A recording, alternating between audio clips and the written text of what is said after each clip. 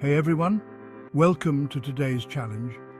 For the next 24 hours, I'll be giving up my beloved Coca-Cola to see how it affects my day. Join me on this journey. Hour 1, the challenge begins. I'm starting my day with water instead of my usual Coke. Let's see how this goes. Hour 4, mid-morning slump. Usually I'd grab a Coke to get through this, but today it's water all the way. Cut to the participant having lunch with co-workers. Co-worker, no Coke today. Participant, nah, doing a little experiment. It's harder than I thought, but I'm managing.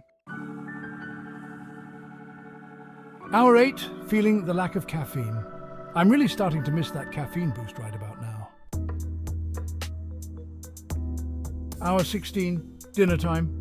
Tonight, it's a healthy meal paired with water. I'm proud of myself for sticking to this challenge.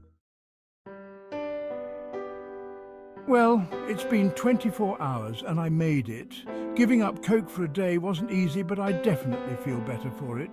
Maybe I'll cut back on my Coke consumption from now on.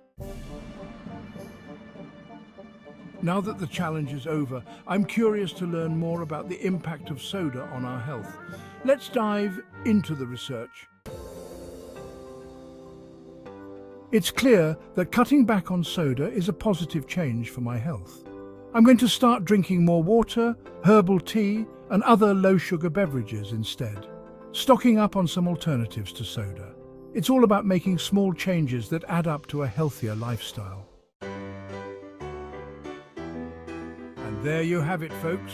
The 24-hour Coke challenge not only opened my eyes to the impact of soda on my body, but also inspired me to make healthier choices going forward. Thanks for joining me on this journey.